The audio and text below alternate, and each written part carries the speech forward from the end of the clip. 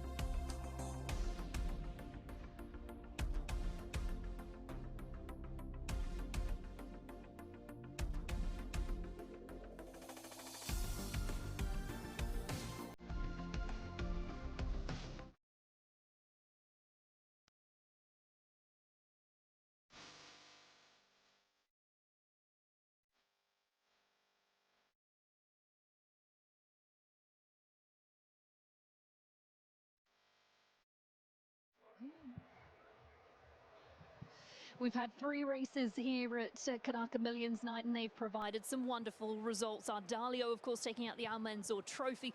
Orchestral was back in winning form in the Aotearoa Classic. And then Conasana, successful in the Westbury Classic. Orchestral, of course, so dominant. She was the favourite. She saluted to a very chuffed Craig Grills. Michaela Sobieska, a big part of that team. And the Chris Waller camp, well, they stamped their mark on Karaka Millions Night 2025, with Conasana getting up by the barest of margins in the Group 2 Westbury Classic. And great to hear that she might just be sticking around here in New Zealand. Michael McNabb, Rory Hutchings, Craig Grills, all on the board in terms of wins. There's still so much more to come. The 3 races still to come, including that 2-year-old Karaka Millions next. The Burgesson family, well, they've got a stronghold on the race, and the trackside team headed to their Matamata base to find out a little bit more about what it goes into heading towards the 2-year-old Karaka Million.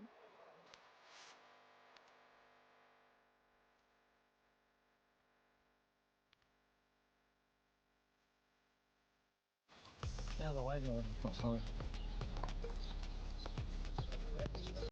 It's all go. If it draws a gay, I'll be there, right there. Yeah, it's good work. Scratched on 10, that didn't work good enough. Yeah, right. Yeah, happy, thanks. Alright, I'm gonna run up to the thing. Mark's down at the winning post.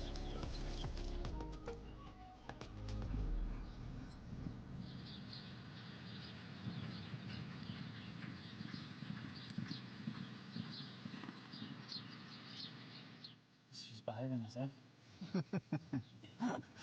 Might be good or bad. Yeah, probably spoke too soon. You know, we're pretty competitive and it's a good rivalry between me and Dad at times as well. So it's really good. We're pretty close, and good buddies. Like to do together. It's a funny one, like he's my biggest fan and my harshest critic at the same time. He gets pretty grumpy at times, so some days it's not even worth talking to him on the phone. You just leave him for a few days and he'll come around. Obviously Dad's been a massive role model for me, as well as Herb, Dad's dad. You know, I sort of always looked up to Dad and you know, loved what he's done and always been really proud of his successes. And you know, despite him, I suppose, trying to steer me out of the industry, I sort of always knew, sort of deep down, I suppose, that it was the right thing for me. And you know, now grateful that sort of Jamie Richards took me under my wing and got me to TRACSIDE, and then now Mark Walker, and it's been so, you know, I've been very lucky to, you know, be in the position I'm in, working with these fantastic thoroughbreds, and you know, to have Mark and I suppose Dad as a sounding board as well down the line. You know, extremely lucky. It's great because Mark's like another father to him. You know, he's got he can talk to two older guys now, and no, he's done really well. I'm really proud of him. Too sweet, the one that they've come for, and she's led over. Well, what do you hear? Too sweet, too good.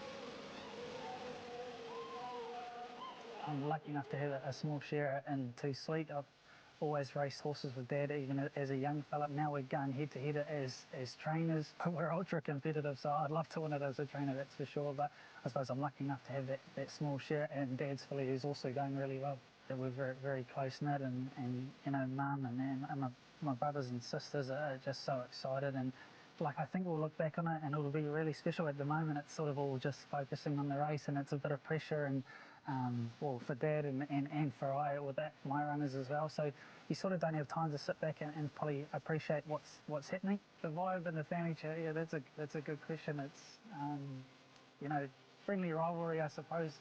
Dad doesn't mind dishing it out, and neither do I, to be fair. It's good banter at the moment. I think, like, as we get closer to the race, it'll get a bit more serious and it'll get a bit more tense, I suppose. But at the end of the day, you know, we're pretty supportive of each other, and you know, hoping one of us wins, I guess. I've got a big job up here and focus on the team, but always like to see him doing well, and it'll be a special night. I think it'll be over in a blur, and you know, hopefully we can, you know, one of us can have some luck. But looking forward to it. Trainers happy, jockeys happy, horses happy.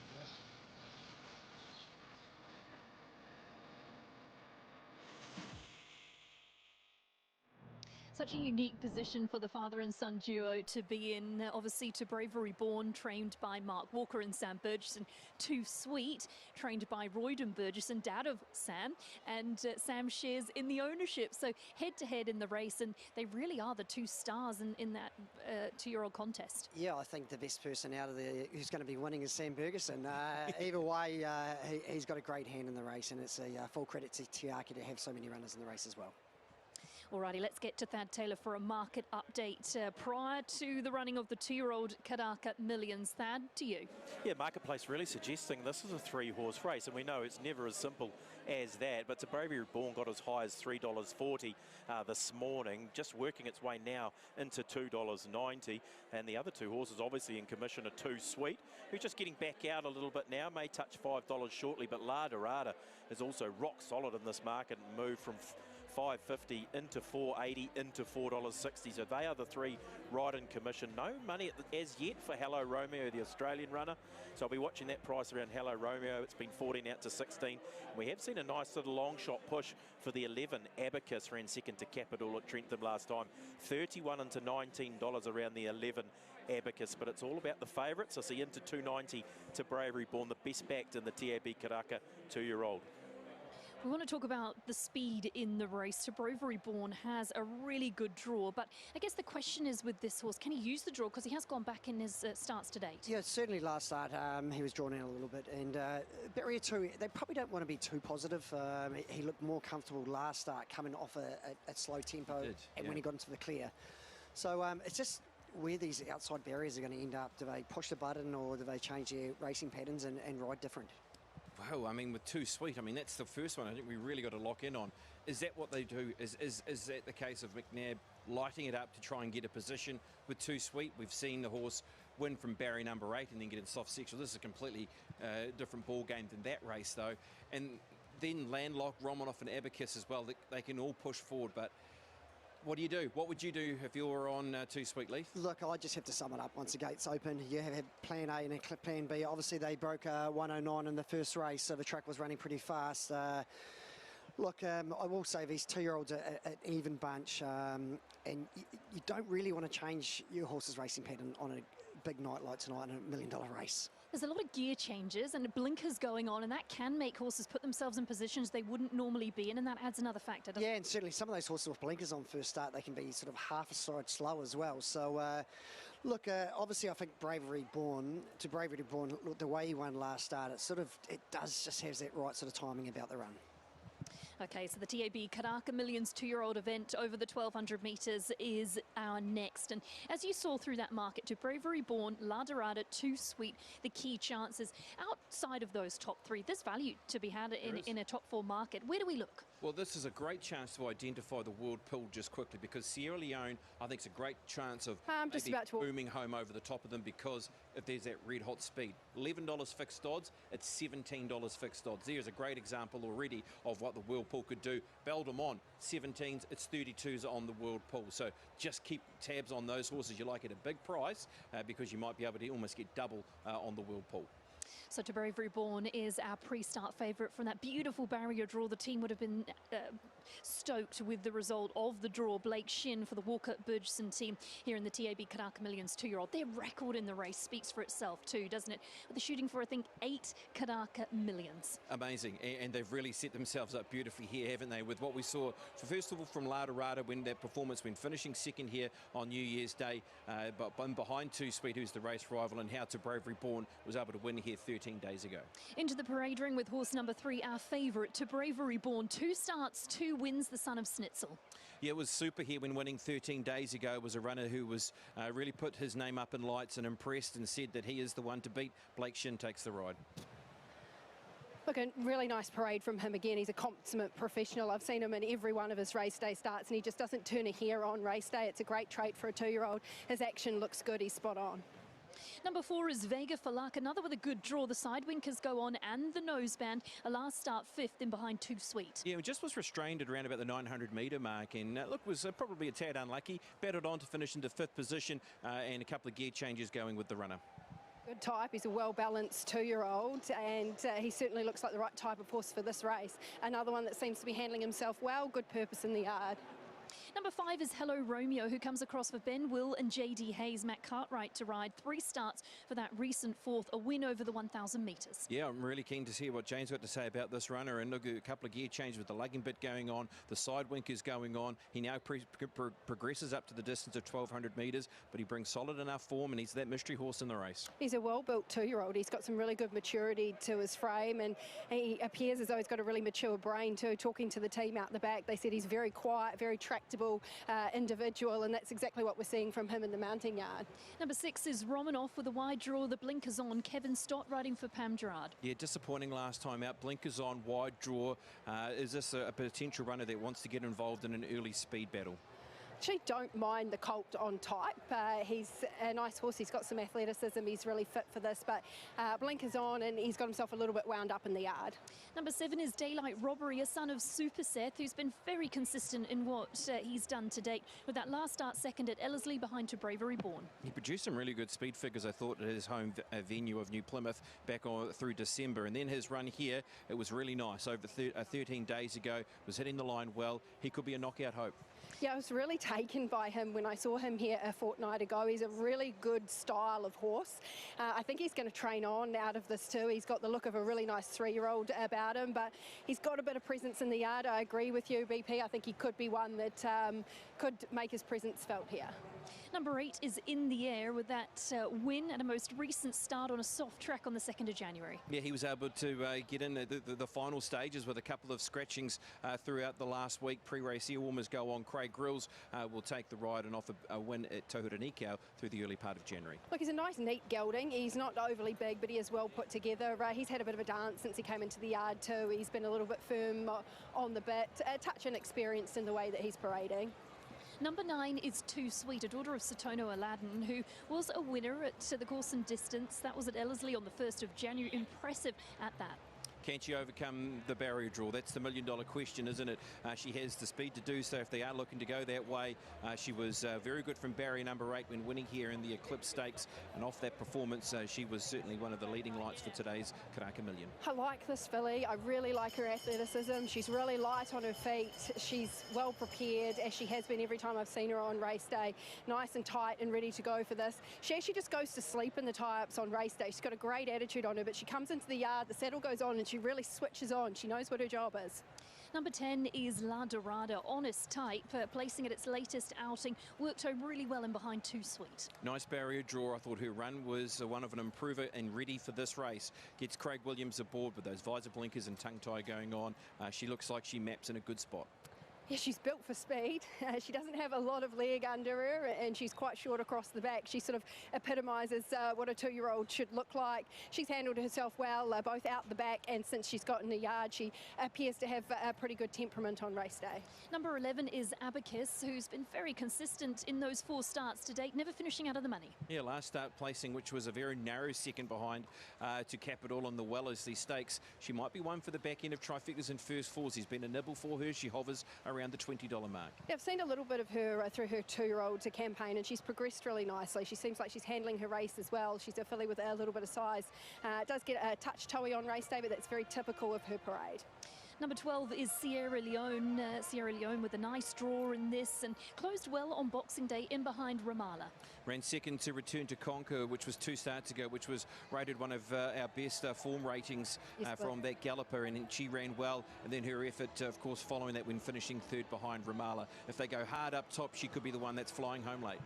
Number 13 is Miss Ziggy, who's headed out onto the track early. Sam Spratt for the South Island visitor and Andrew Carston. Yeah, 4th in the Wakefield was this runner, and 13 days ago wasn't the worst in behind to Bravery Born when finishing 5th, less than 2 lengths off them. And the 14 is Belle de Monde, who I think is a really nice chance at longer odds, was honest behind Ramallah, and we don't know quite how good Ramallah is. Look, she's a real 3-year-old type, isn't she? And she was run down by Ramallah, and I guess on the face of it she was disappointing with how that unfolded, but she just could be that type where she might be the one at a really crazy price. Could she fill the top 4 placings potentially? Yeah, you've hit the nail on the head, BP. I think she's going to develop into a beautiful 3-year-old. She's already got that frame. A lovely big horse, stands over ground. She's one that they've walked a lot out the back. She didn't spend much time standing in the tie-ups, but she's been lovely and relaxed since she came into the yard. Let's go back to the top of the book. We missed number 1, Landlocked, Rory Hutchings for Cody Cole. Last start placing in behind Intention. Yeah, that's right, in the Wakefield, and just has to overcome that wide barrier draw. He has shown barrier speed. It'd be interesting to see what Rory Hutchings' tactics will be from out there. Yeah, nice parade from him. Again, a nice, well-built 2-year-old that comes here in their best possible condition. Number 2, Toretto, gets the blinkers on. The 4th to Too Sweet at that latest outing. Maps well, but can be slow away. Yeah, I just wonder if he could be the improver out of that defeat in the Eclipse. Prior winner was very good, and it was here, so Ellerslie experience is key for this galloper. He looked good with the blinkers on. He's been really well prepared for this race. No question about his fitness, and he had a great coat on him. So healthy on the inside, it's certainly showing on the outside.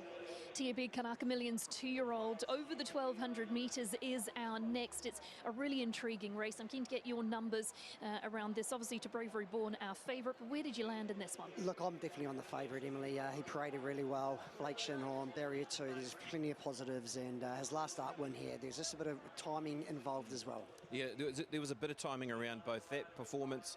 You could say Too Sweet as well, with how she won on New Year's Day. I'm going with Sierra Leone. I'm looking for speed in the race. I feel as though she is the one back marker I want to be on that can really put in the booming finish. She's been very good behind one of our better 2-year-olds at Return to Conquer, and her effort on Boxing Day showed that as well when she ran third, hitting the line behind Ramallah. Jane Ivel, we need your pick of the yard. What can you tell us for the 2-year-olds? I went with the filly on top in Too Sweet. I just like the fact that she's conserved her energy out the back all day. She's basically been asleep. When the saddle goes on, she knows what her job is. She came up here, she was up on her toes, she just looked ready to fire, really well conditioned, well prepared for this. She goes on top. To Bravery Born has done absolutely nothing wrong, the 3. He's a real professional. And the other one that I'd throw into the mix is Hello Romeo. He just seems to be a 2-year-old with that little bit of maturity and a good brain on him. So I've settled with those 3. Happy to have the filly on top, but I think there's going to be a number of 2-year-olds here that train on to really good 3-year-olds. Important to note that despite Too Sweet's draw of 14, it is actually the joint most successful barrier draw when it comes to the 2-year-old Karaka Million. Aidan Rodley, you're standing by with Sam and Royden Burgesson. Over to you. Yeah, obviously it's been the big talking point, hasn't it, of Karaka Millions. Has that family rivalry been now? It's game time, Royden. Yeah, it's good, really enjoying it. Last few minutes is going to be a bit nervous, but yeah, good luck to everybody, and hope we can Quinella it. Yeah, exactly. you just wish him good luck, but you'd rather see him running 2nd, 3rd, 4th, wouldn't you? Yeah, I'd love to see that behind me. Yeah. What about Too Sweet? Obviously, she's the horse has been the subject of real interest right since her eclipse. Are you happy with her? Oh, she's trained on super. Left her up here with Sam and Mark, and like to thank them so much. She's done a great job. She looks amazing. I just came up on Tuesday and done the last scallops with her, and no, she's spot on, I think. Okay, yeah, Sam, obviously you've got a really good hand in this race as well. What about your 3? Are you happy? Yeah, really pleased with all 3 of them. They come in with the right profiles, we think. They look really nice chances, drawn well. They met to get good runs. Obviously, it's a bit different once the barrier's open, but we're really pleased with all 3. Is Dad the horse to beat? Oh, he definitely looks one of them. Like I say, it's a 2-year-old race. Anything can happen, so fingers crossed. It's such a family occasion. I see you got loads of family here too, Rodney. Yeah, no, it's good to have them all here, and they'll be cheering us at home too. Best of luck to you both. Awesome, thank you. Thank you. What a cool opportunity for the Burgesson family. We wish them the best of luck. Thad Taylor, we need a market update. What is the money telling us ahead of our 4th? It's been really interesting watching the World Pool. To Bravery Born remains $2.10 with approximately 400,000 in the World Pool, and it's dragged to Bravery Born's price into $2.70 with us. You can still get $2.70 fixed, or now $2.60 with the TAB as that move continues. Means Too Sweet's back out to $5. Lada Rada's back out to $5. I'm surprised how far Sierra Leone and Toretto have drifted for Holly Wynyard. Sierra Leone 8 out to 13. Toretto has been around 11 out to 17. If you're looking for a roughie, maybe Abacus 31 into 21. The worst way for the TAB is clearly to Bravery Born into $2.60. BGP have $40,000 on at 2.8. Brittany Taylor, to you behind the gates. How are the 2-year-olds handling this big occasion? Really, really well, and you can be forgiving of any horse that was a little bit overawed, but to be honest, they're all handling it really, really well. It's a big crowd. That wind had picked up a little bit as they completed their prelims, and we're just starting to get a few raindrops. It won't affect this race, but it's coming, I think, earlier than we expected.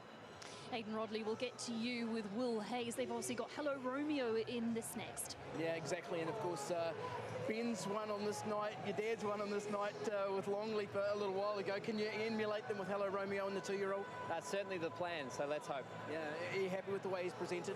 He's really paraded well out the back. A few of the other ones got hot in their toes, and he paraded like a 6-year-old gelding. So he's a very mature professional horse, and looking forward to seeing him compete today. Your expectations, Will? I think he'll run better than market expectation. I think the horses in the market are well found for a good reason. They boast good talent, but I think we're very professional and we'll give ourselves every chance. Best of luck. Thank you. So that was Will Hayes chatting to Aidan Rodley. Letha, keen to get your thoughts on what it's actually like riding in a Karaka Million. No doubt there's a little bit of pressure. Yes, certainly there is. And obviously it's probably one of the only times at Ellerslie where you can actually hear the crowd down the straight coming up the last sort of 100 metres. You can really get the buzz, and there's no better feeling when you win a race here. Yeah, well, and this buzz right now, those horses about to be loaded away. Massive crowd out there. It's an amazing vibe out there. This is it. This is the next 3 races. Cannot wait.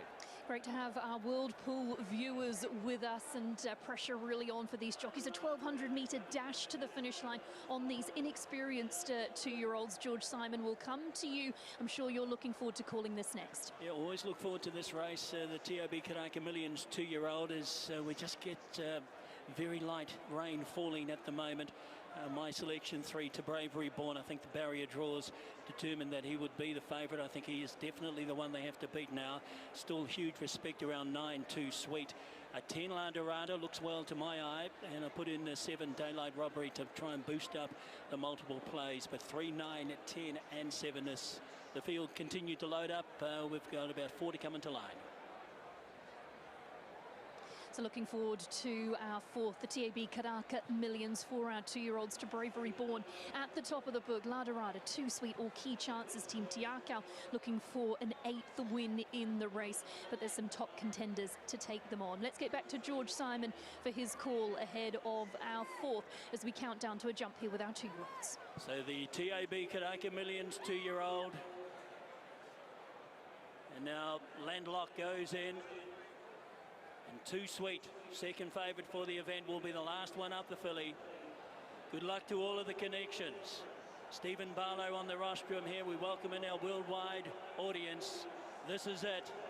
Let's bring it on. Gates open and the 2-year-olds are off, and Vega for Luck began brilliantly. Hello Romeo goes forward, as does La Dorada, followed out by In the Air. Then came Daylight Robbery with Abacus a length away. Next is Romanov. Followed back then now to Bravery Born. The favourites got back to be midfield on the inside with Belle de Monde. With those also is Too Sweet. She's well back in the last third of the field. With her as well as Sierra Leone, Landlock, and then came Miss Ziggy, and last of all is Toretto. 700 metres to go, and there's only 8 lengths over the field, and it's Hello Romeo's made the lead. From on the inside of it is La Dorada, 1.5 away. In the Air came next, followed by Vega for Luck, then followed round next on the outside by Abacus, looking to come into it. Wider out then we've got looking to run on Romanov. Now where are these favourites? They're a fair way off them. Too Sweet down the extreme outside, and to Bravery Born looking to warm up late. Down to the 250. La Dorada's in front. From the right there also now we've got Hello Romeo. Getting out to Bravery Born. Vega for Luck. It's La Dorada in front for Craig Williams. Coming after it, Vega for Luck late, but it's another Tiako victory. La Dorada wins the 2-year-old Karaka Millions. Second over Vega for Luck. I don't know who's run third. Miss Ziggy stormed home late. Right there also Abacus, Landlock, flashing at them late. Hello Romeo was there, so too was Toretto, and also there as well was to Bravery Born. Another one there as well as they went across the line would have been Sierra Leone, and then Landlock, if I didn't call it earlier. Daylight Robbery, Belle de Monde in the Air, Too Sweet, and Romanov were back near the tail of the field. La Dorada's won it for Tiako. They've done it again. Their 8th win in the race. Craig Williams has taken it out. Vega for Luck has gone a huge race. Now, take your pick for third. To Bravery Born, Miss Ziggy out wide. Looks as though it may get third, but in the end, La Dorada will win it. Second over will be Vega for Luck, and then there's a very close photo. Miss Ziggy or to Bravery Born. Landlock was right there as well. So was Abacus, Daylight Robbery, and Hello Romeo. But La Dorada and Craig Williams for Tiako, they've done it again. Their 8th win in the TAB Karaka Millions 2-year-old. An incredible result for Craig Williams. Team Tiakau win number 8. Craig Williams win 2. He, of course, had success aboard Occam's Razor. He comes back to Karaka and takes out the 2-year-old event with La Dorada. A great win by her.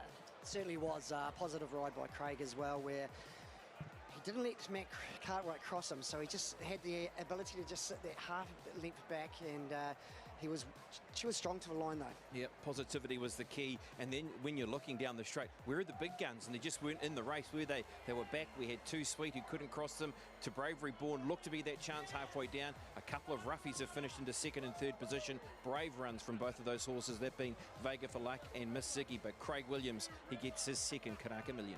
He sure does, and we can hear from him now. Let's get you off to Brittany Taylor. Thanks, Em. Craig Williams, your 3rd win in this race, and I dare say when you're putting on the tangerine silks, you go into a 2-year-old Karaka Millions with a fair degree of confidence. Yeah, they had a gear change going today, had the right filly, and she was really good. Wasn't she just so beautiful and professional, even pre-race, and then going into it? Talk us through the run. She gave me a lovely ride throughout. The instructions weren't specific, so it's all about her, and they knew the product they had. No, you're riding, Lada. Let you get in. Well done. Thank you very much. Craig Williams with Brittany Taylor post-race, and La Dorada successful. Let's hear from the winning trainer, Mark Walker.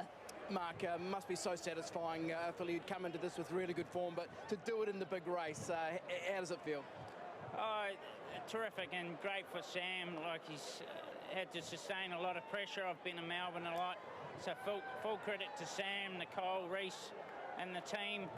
And no, it was great. It's you know, it's good to win on the big stage always, and well done to David Ellis. You know, to buy 8 individual winners of this race. You go anywhere in the world and you try and find someone that's bought 8 individual winners of a race like this. You wouldn't find it. So full credit to him and to Karen for syndicating her. And but she just paraded so well, and she just looked a picture. I spoke to Opie coming up today. He's still a huge part of our team, Opie, and we still thank him for being part of our team. And Craig Williams rode her a treat, but you know, the staff have been working hard, and it's just this time of the year you got to raise the bar, and everyone has. This has been a race where, like you say, Tiaka's had such dominance. How much importance do you place on winning this race? Well, it's just fun being part of this night. Like, full credit to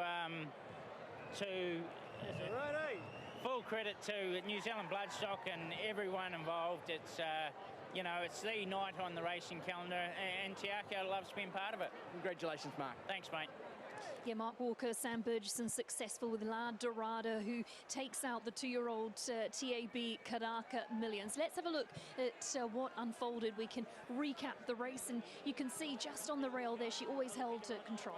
She did, and the best thing about it, Craig just got it balanced up, and he didn't go for it too soon either. She was just running for her own gears. He stopped the stick over to his left hand, and look, she was strong to the line too. She was really strong. I thought her effort when she came here last time to the races behind Too Sweet looked to be a run of an improver. She's run that. Big runs in behind as well from Vega for Luck, who's run out of its skin to be able to finish into second position. Off an unlucky run here, I thought, last time out, and Miss Ziggy as well into that same bracket. Super run to finish in. Yeah, great for Andrew Carstens to come up here, and Sam Spratt, she's gone massive. Yeah, huge result for the team. An 8th Karaka Million for Team Tiaka. A 3rd for Craig Williams. No doubt he is absolutely delighted with that. Made the trip all the more worthwhile, taking out success in our 2-year-old feature. She also had a gear change too, didn't she, La Dorada? She had the visor blinkers on and the tongue tie. And Craig said in his interview that was a real plus. Yeah, look, she was... riding's been on the wall for her as well. Look, a lot of money's come for her late as well. She's only $3.20 in the end. Massive amount, yeah. And apologies to, of course, Craig's 3rd win in the race. Rude Awakening in Occam's Razor, and now this one here with La Dorada. Great to see the class act and Craig Williams here picking up another Karaka Million. Yeah, Ellerslie's been a happy hunting ground for him. We'll get back to you, Aidan, with Sam. We'll grab Sam Burgesson, and Sam, a Karaka Millions win. How's that one? Yeah, honestly, it's hard to describe. It's been such a big build-up, and there's been so much happening, and we've been taking a bit of a blood nose here early on, so like it's relief. It's, you know, I'm ecstatic. I'm so thrilled for everyone involved. It's a massive ownership group. She's not very big, but she's such a gutsy filly, and a massive thank you to the team at home as well as Dave for purchasing these horses. You know, extremely lucky to be in the position I'm in, you know, and have the privilege of training these horses like this.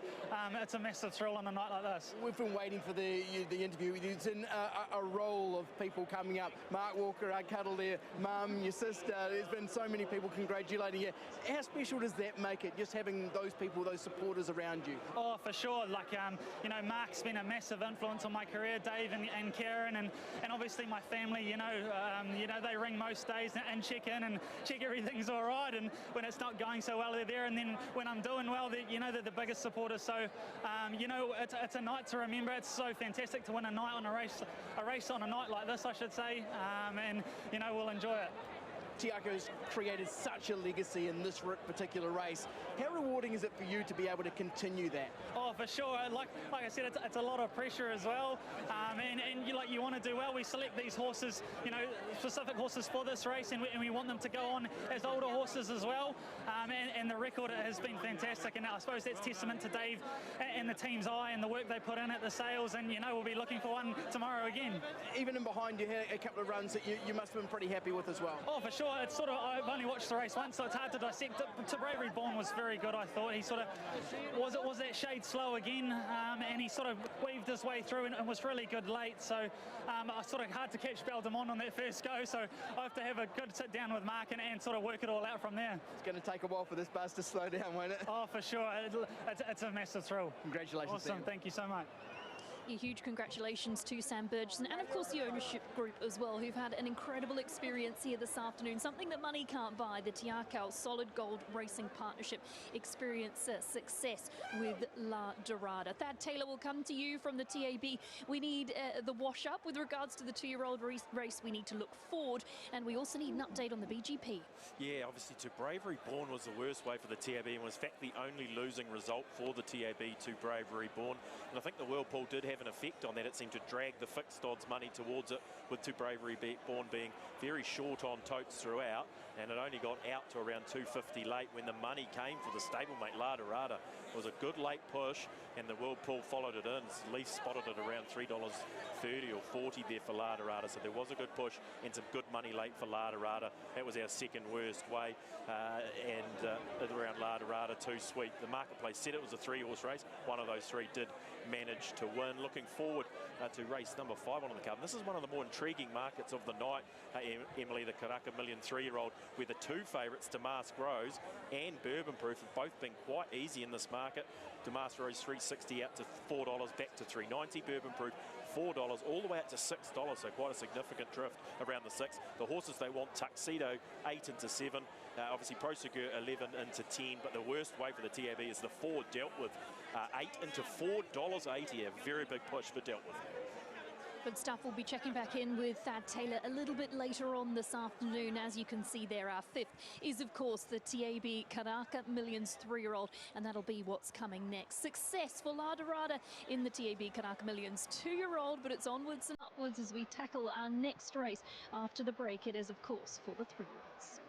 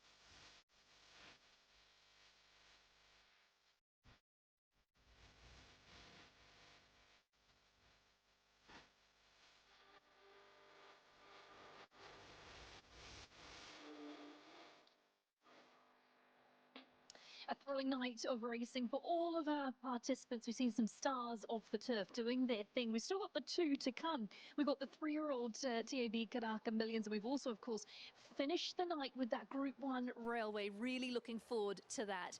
In terms of the 3-year-olds, a talking point is, of course, the NZB Kiwi, that feature race in March. And Guy Havel, you're standing by with some info and an update around this upcoming milestone. Yeah, it's going to be a massive race, that TAB Karaka Million 3-year-old classic coming up in terms of the bearing towards the NZB Kiwi. Now let's just take a look at the confirmed slot holders so far, or how the picture looks at the moment for the Kiwi, of course, run right here at Ellerslie on the 8th of March. There are a handful of people who are slot holders who have confirmed their runners for that race.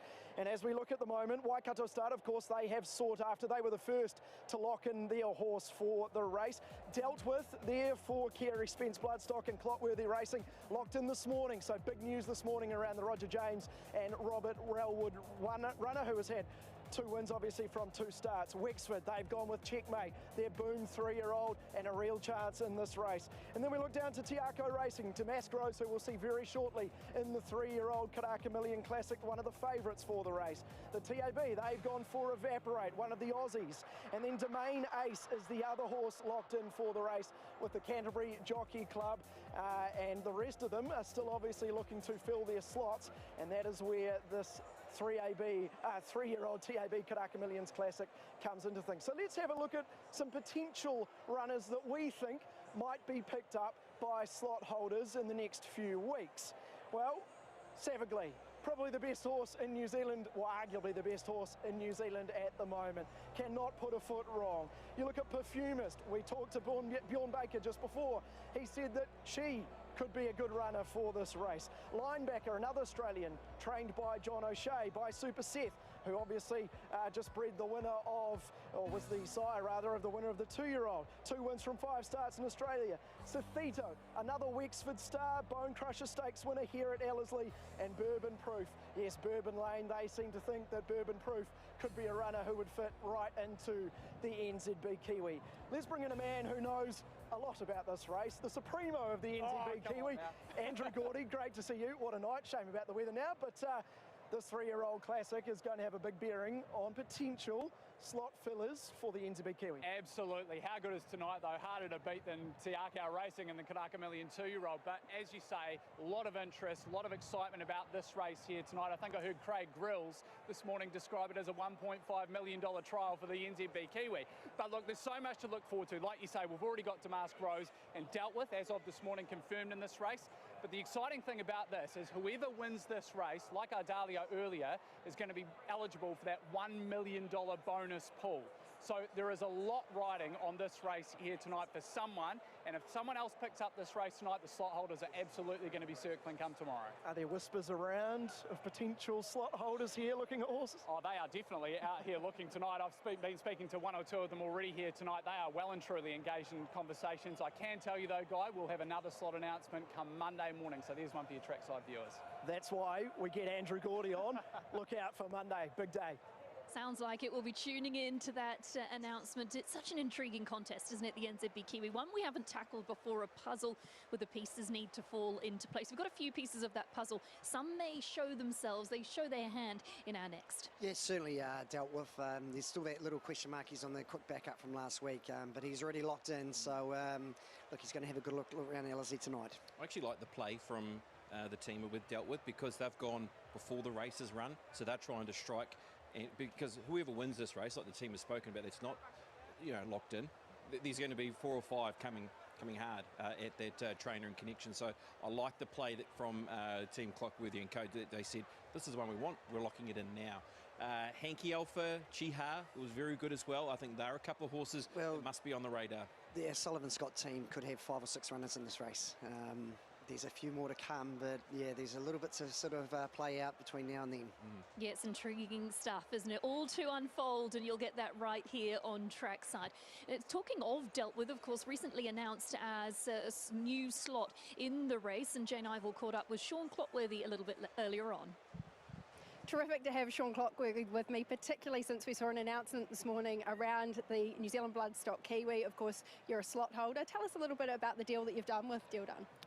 With Dealt With, yeah, we've managed to secure him, which is a great opportunity for our slot. There was a little bit of negotiating going on pretty quickly, because we obviously wanted to get it done before tonight because of the bonus eligible. So, yeah, we managed to get him yesterday afternoon, I think, and here we are. What's the process been like? Have you enjoyed it? Has there been a bit of pressure? Oh, no pressure really. You can't call that pressure, but it's been enjoyable, because we've got a group of 8 of us, so we've got to go backwards and forwards and talk to everybody, and then go back and negotiate with the people that have got the horse. So obviously it was Roger and Robert. I know them through the training ranks, and they're pretty easy to deal with, and everything's gone smooth. What was it about their 3-year-old that sealed the deal? He looks like he's got the X factor, we'll know tonight, won't we? But he looks like a pretty serious horse, so I think you'll need something with an X factor to You're taking him on tonight, though, with Billy Blinks. Tell us a little bit about him. Yeah, well, he's a maiden, so probably a little bit outclassed here, but he's, I like the horse. He's a real star with potential, and one of his big owners, Terry Lyons, loves to come here and have a runner. So yeah, and 1.5 million, there's only 13 in it. So yeah, we're here. Good luck tonight. Good luck in a couple of weeks' time as well. Yeah, thank you. Yeah, really intriguing addition to the race dealt with, and we want to find out what that's done to the market. Thad Taylor, will come to you for that information. Dealt with's addition to the NZB Kiwi, what have we seen change? Well, boy, if it go the back of the money we've seen for it today in the Karaka Million 3-year-old, you'd be snapping up the $14 available around. Dealt with in that NZB Kiwi was at around $21, so a decent move for Dealt with. Dalio, we added Dalio today after the win in that race number 1 on the card there. The El Manzor, that's in there at $14, but there's obviously Damasgro's already selected there at $10, and as we know that we have some serious bearing from this Karaka Million 3-year-old, there will be some movement in that market. Checkmate holds the call ahead of Evaporate, and if someone could get Savagly into this market, Emily, they'd be doing very well. And what about our next race, of course, the 3-year-old event? What can you tell us about that and how things have unfolded as we work towards it? Yeah, well, it's really been turned on its head a little bit to a degree, the 3-year-old race, from what we opened up early. It was around Damasgro's and Bourbon Proof, and they've both been a little bit easy. Damasgro's $3.60 up to $3.90. Bourbon Proof has been $4 all the way out to $6.50. Tuxedo's been $8 into $6.50. The move continues for Pro Segur. Was $11 into $6.50, and Dealt With has been the best back runner on the, probably intentionally on the card. $8, got as short as $4.80 out to $5.50, so they're boxing around the favourites in the Karaka Million 3-year-old. There you go. There's a look at the market, and we'll get an update from Thad a little bit closer to a jump time here in a very open and interesting 3-year-old Karaka Millions. I want to talk about the speed map and how that might work. Dealt With obviously backing up from last week. He does race on speed and he goes hard. Yeah, he does. Obviously, they're not going to probably change his tactics tonight in a $1.5 million race. So he looks the natural leader on paper. Look, he's lucid. Look, I know he's a little bit unlucky last week at Wellington, but he's got quite good gate speed if they want to use it. Fun never sets. Tuxedo's another one. So, look, I think there'll be enough tempo for those back markets to probably have a little bit of a chance to run home. What about Yeldy? You've got it back a little bit further there, drawn out. Do you see? I certainly think Yeldy's one of those horses. There is that small question mark where can he get a mile? So I think they'll be pretty neutral, and they'll probably be back off that midfield. So he's one of those horses, he does get there and he glares around a little bit. So I think that the plan will be to ride him to hit the line late. I think Tuxedo is the real winner of the barrier draws and how that map sets up for him. I really think he sits in a beautiful spot with how that pressure looked to come from just in that middle part of the barriers. He's the one, I think, that really gets that prime position, Tuxedo. Let's talk through some of these contenders in the race and perhaps where they fit in. Damasgro's obviously is the best form on the page, but gosh, she's got a tricky draw to overcome. She has a tricky gate. Look, on face value, her run looked a little bit disappointing last time at Ellerslie, but nothing went right. She was sort of back, came wide, and her sectionals were actually okay in the race. Yeah, she was beaten by race shape, she really was. When you look at that race, it was first, second, third and fourth were all close up on speed. She's had to go back from her gate. She was dropped out back last from barrier number 11, and really it was against her. Look, she was second up as well. You can play that card, but I guess the big thing is, where does she sit tonight? I mean, if that race tempo's not there, she could be in a very similar position. Aidan Rodley, will come to you for your thoughts on the 3-year-old event. I like Bourbon Proof because this horse has been set for the race, and there's some nice form references, isn't there, out of that Mata win? Yeah, there is, and even the start before in behind Checkmate, that was in that Armour Cup Stakes, and that was here at Ellerslie. It was a really good second in Group 3 company, so a horse who does look to be on the up. It's just such an even running of this race, isn't it, Emily? We haven't sort of seen this type of race without a standout in recent years. Just one thing we are getting is certainly this rain is starting to get a little bit steadier, just on the bearing that we've had. Certainly nothing like we saw last year, but the rain is a little bit niggly, and you know, obviously it's not ideal conditions. No, it certainly isn't. Does dampen things here at Ellerslie. What about Dealt With? Because this is a horse who's raw, who's green, who's unexposed, and is coming to a really big night here at Ellerslie off, what, a 6-day backup. Look, he was really good. 10th of December, he had a half-mile trial here, and he absolutely won by 5 or 6 lengths, untouched. So he has had a look around this track before, but he's certainly taken no harm from his last run. All right, let's get into the parade ring for the TAB Karaka Millions 3-year-old over the mile. It's our 5th. Horse number 1 is Yaldi. Placed last time and a winner at this track prior to that. That's right, very good when winning the Auckland Guineas. And then, okay, was only, 2 lengths off Checkmate, and that was here back on the 12th of January. Goes to the 1,600 metres, and they have removed the blinkers in that barrier draw. Just what do? They go back, or do they ride the horse neutral? Lovely relaxed parade from him. He was very alert and had a lot of purpose about him a couple of weeks ago with the blinkers on. He's just dropped his head and he's quite content just to wander around. Really well prepared for this. Number 2, He's Lucid, will certainly be fit. Comes off the back of a 2,100 metre run on the 18th of January at Trentham. He does. Look, if you go through the early part of the spring, he was a Group 3 winner of the War Decree. He went into a 2,000 guineas as a strong prospect. He's a runner that is drawn well, and a little bit of forgiveness in the ground will certainly help his chances. He's a little bit of a dude, this horse. He's a big boy. He copes well with his racing, and he's handling the back up brilliantly. As you can see, he just takes everything in his stride on race day. Number 3 is Tuxedo. 3 starts for 2 wins and a placing. Hard to fault, lightly raced, and has a second to the Derby favourite Willie Do It at its latest outing. That's right, the smart Willie Do It, and I thought he was very good in that race when running second. Yes, he was beaten a margin of 3 lengths. He's had a good trial since then, and he was a Group 3 winner of a Wellington Stakes. He's drawn to be a really big player in this race, Tuxedo. Yeah, trial in between runs, and there's no doubt he's been kept up to the mark for this type of race. He's got a bit of size about him, good athleticism, and he's another one that seems to tick boxes in terms of his attitude matching his physique. In terms of the name, Tuxedo, the connections, Sean Ritchie, Colin Murray, they've donned the tuxedos for this evening in honour of their horse here in the 3-year-old event. Well done to them, looking very dapper. Horse number 4 is Dealt With, 2 starts, 2 wins, but BP, this is a big ask in a first preparation. It is. He's raw, he's untapped, and he is the runner that is coming here off the back of 2 terrific victories. Can he do it with that 21 days, 3 runs in 21 days? Punters think so. He looks to be that horse that can go forward from his barrier draw and set them up once again. Yeah, he's one horse I've been looking forward to seeing tonight. As you can see, the team take all precautions with him. He's got the red ear covers on. He's got a couple of strappers on him, just trying to hold him together. He's been on his best behaviour since he wandered into the yard, as you would expect from the stable. He's really well conditioned for this. His coat looks super. Number 5 is Kiwi Skyhawk, who hasn't been seen since a 4th in a Group 1 2,000 guineas. That was in behind Savaglee. We know what he can do. Exactly right, and of course he was very good through that preparation. 3rd in a War Decree on a very wet surface, and as you pointed out, that 4th in the 2,000 guineas. He's had a trial to get himself ready in behind Babylon Berlin. 77 days since his last run, and he's got a low barrier draw. Stomping his front feet and flicking them out.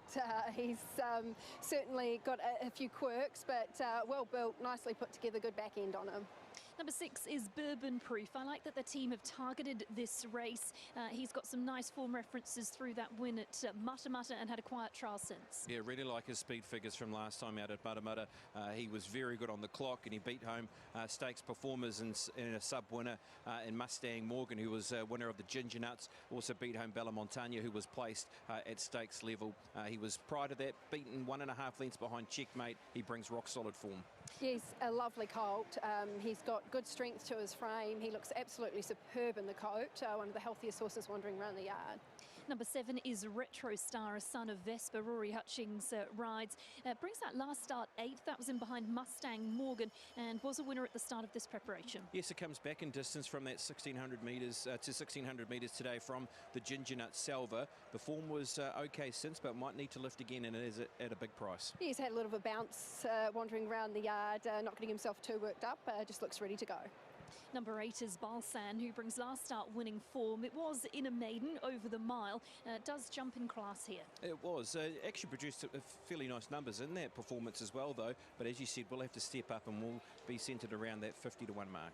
Yeah, it'd be good to see him just focus a little bit more in the yard. He's been quite eager to sort of play with the bit, and yeah, just hasn't had his mind on the job since he wandered in here. But he's a lovely big horse, and he's got a nice bit of stretch about him, good athleticism, and as always from the stable, well prepared. Number 9 is Billy Blinks, a son of Shocking, who is still a maiden, but in 3 starts to date has placed twice. Yeah, and he's got some bloodlines that go back to the Great Winks, so they'll be hoping that something can happen there today, because he's at a big price off the back of a placing recently in maiden company. The team have done a great job to get him to the races in his best possible condition. Look, if he runs up to his looks, he might be thereabouts. Number 10 is Damask Rose, electric, fresh when winning at Te Rapa. Posted a 6th since then, which is better on numbers than it first looked. Yeah, blinkers on, and I reckon race shape was right against her last time out. Could that be the problem again here if there's no tempo up front? But she was devastating first up, second up against her tonight. Looks like there's the money on, suggesting that she is going to be on her game. Yeah, she's a nice filly, and she's been really relaxed in the yard with the blinkers going on.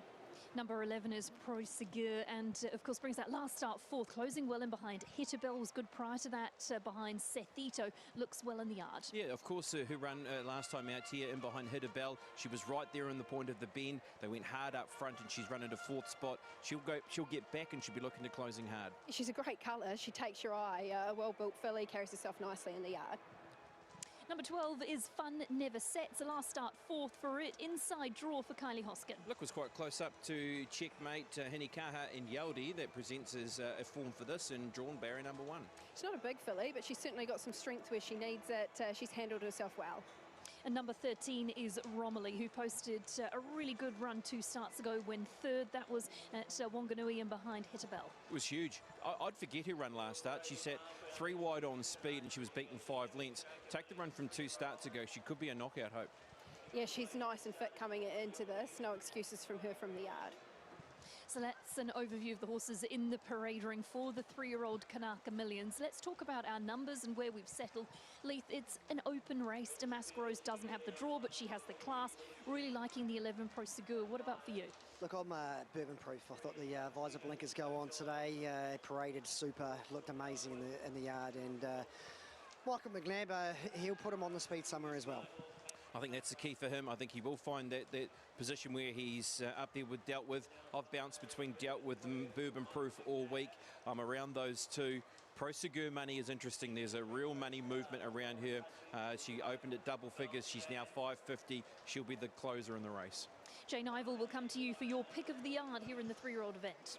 Tuxedo, for me, the 3, I thought he ticked boxes in the yard. He's a lovely big scopy type. He moved well in the yard. He handled himself brilliantly. Fitness, no concern. He goes on top. I agree with Leith. The Bourbon Proof looked exceptional. He's a colt, so he's got that masculinity about him. He looks super in the coat. And the other one was Dealt With. He's a lovely individual, and I thought he handled himself well given the occasion.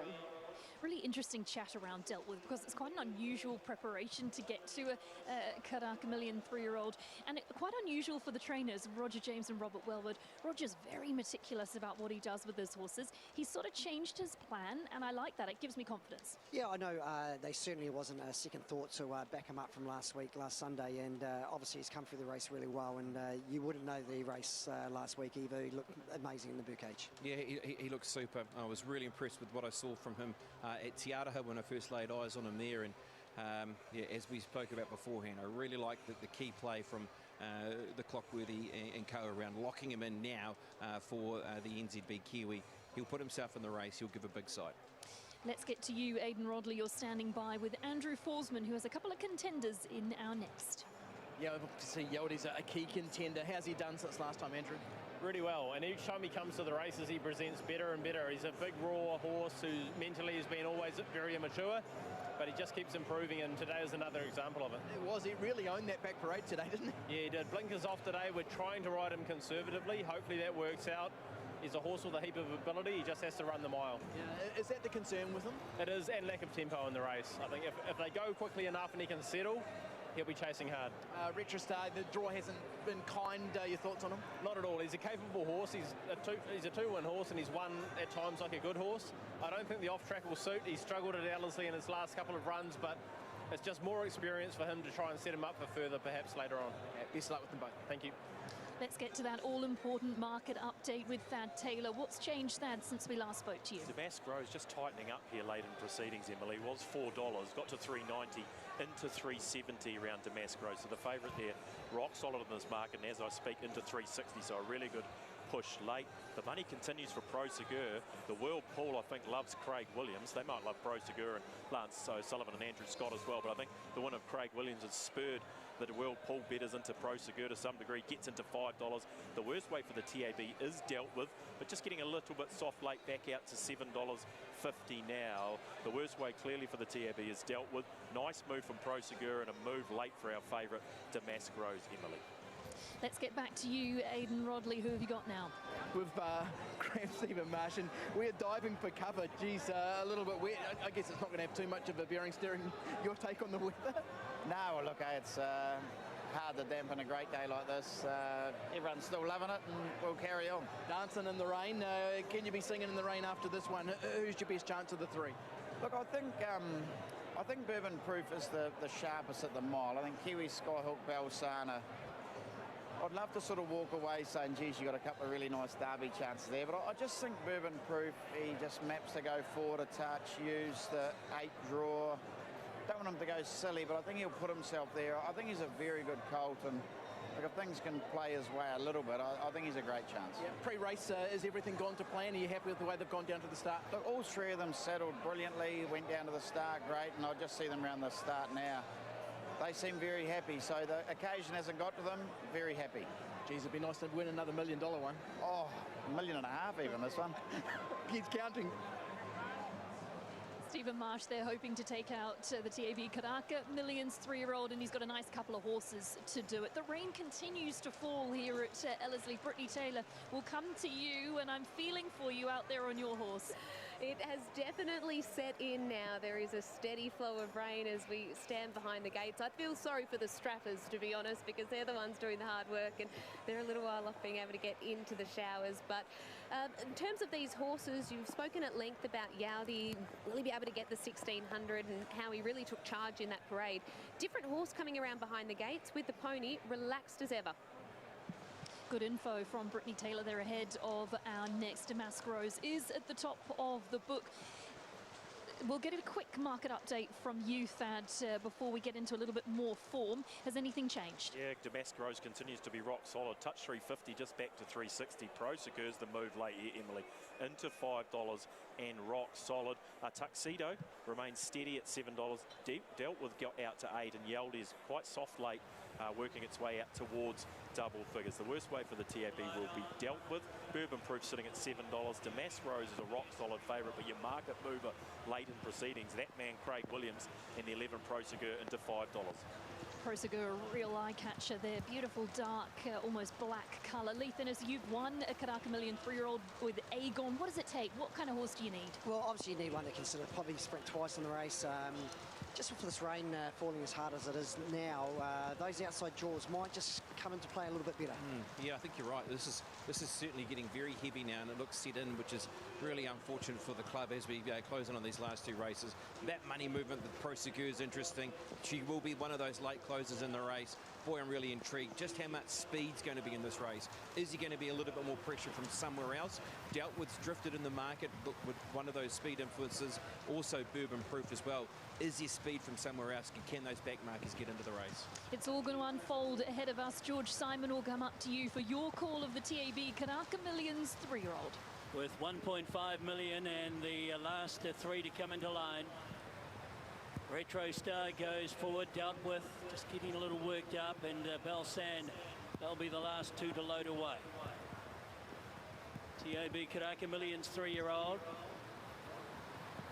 The weather has deserted us really. It is pouring down now. Dealt with, unbeaten in 2 starts, goes forward, and Balsand will be the last one up. So Balsand about to come in for Ryan Elliott. And the field set for the TAB Karaka Millions 3-year-old. Good luck to the connections. 1.5 million at stake. Ready. Gates open, they're off. One of the best starts of the day. Dealt with, and Balsand with the first 2 away. Romilly goes forward, as does Fun Never Sets. Right there also is Tuxedo, followed out next by Bourbon Proof. They'd be followed a length away by Billy Blinks, and then came Damas Rose, the favourite. Back on its inside, Kiwi Skyhawk, 2 lengths away then to Yordi. Settles back fourth last from He's Lucid, Prosegur, and last of all is Retro Star. And Fading Light inside the 1200 metres, spread out over 15 lengths, and it's dealt with and Romilly. They show the way by 2 from Belsan, Fun Never Sets. Right there is Tuxedo. 1 length away in the clear, Billy Blinks, followed round by Bourbon Proof. 2 lengths away then came Kiwi Skyhawk and Damask Rose. They were well back in the field here. Back in behind them, 2 lengths away, Who's Lucid, followed round by Yordi. Prosegur being ridden patiently by Craig Williams, back second last. And 3 lengths away last is Retro Star. The field for the TAB Karaka Millions 3-year-old. They come towards the 500 metres and it's dealt with. It shows the way by a neck from Romilly. 2 lengths away and behind them Fun Never Sets, followed round then by, as they are about to swing in, Tuxedo gets to the outside. Further away Billy Blinks, and then came Damask Rose, looking to warm up also Bourbon Proof, down to the 250. It's dealt with over on the inside from Tuxedo. Here's Damask Rose starting to warm up, battling on also Bourbon Proof. Damask Rose for Tiako's coming out after them now. The filly ranged up. Damask Rose will take out the 3-year-old. Second over Tuxedo, third at the line was dealt with, and then we had Bourbon Proof in a photo with Kiwi Skyhawk. Right with them Yordi, he's Lucid and Prosegur. Further back Billy Blinks, and a gap back then to Fun Never Sets, Romilly, and back with him was Belsan, and even further away Retro Star will come in at the tail of the field. They've done it again, Tiako. Damask Rose, the filly by Savabeel, and trained by Mark Walker and Sam Burgesson. They've gone bang bang in the TAB Karaka Millions 2-year-old and 3-year-old. Damask Rose and Blake Shin, who wasn't having much luck throughout the earlier part of the day, but it's all turned here in the $1.5 million TAB Karaka Millions. It goes to Damask Rose. She's a star filly, isn't she, Damask Rose? And she takes out the 3-year-old event, and she does it impressively too. We always knew she was capable of that. She was electrifying fresh. She was good second up. She's really come into her own here when it matters. 10, 3, 4 and 6, your numbers. It was a beautiful ride by Blake Shin and a great win. A peach of a ride. There's a nice tempo on the race, and he managed to get one off somewhere midfield and just produce her at the right time, and she won it for a little bit in hand too, I think. She did. She was a pair or two closer. She was brilliant 12 months ago, wasn't she, on this day when she finished into second position in the Karaka Million 2-year-old, and you just thought at that stage, boy, she could be a winner of the 3-year-old edition, and here she is winning for Blake Shin in 2025. Brittany, will come to you. Blake's been working hard to get these horses going their best, and he picks up a valuable win with Damask Rose. Yes, and goes one better than last year in the 2-year-old race, finishing second on her last year, and a winner today, Blake, and for a team that you were doing so much work with, Tiaka. Yes, that's correct, Britt. It's really special to be able to come here on one of New Zealand's biggest days and have a great book of rides for Tiaka, but more importantly, get a winner. And yeah, it's just congratulations to Mark, Sam, David, Alice, Karen, Julia, the whole team. It's a big team effort, and this is what they do it for, to win these big races over here. And yeah, I'm just lucky and grateful for the opportunity. Tell us how it unfolded, because on paper you drew wide. It looked like she was going to have to get a long way back, but you managed to find a nice spot. Yeah, correct. Look, she jumped better than she did last time. She's had blinkers applied today, which I come over to New Zealand probably 2 weeks ago and jumped her out in them. I think the addition of blinkers just helped her race a bit more tractable and put her into the right spot where I wanted. So she stepped up to the mile today. Conditions with this rain, I think, really helped her, and yeah, I'm just really proud to be able to achieve this for Tiaka. Congratulations, enjoy it. Thank you. Oh, big shout out to Brittany Taylor and Blake Shin for their dedication, getting that interview in really unfavourable conditions, dedication to their job this evening. She was very good, Damask Rose. We're going to go back and have a little look at how things unfolded. But for Team Tiaka, both Karaka Millions going their way. And obviously they planned this race last year as well. They missed 1,000 guineas off her, and they settled for this race, and some very, very happy connections there.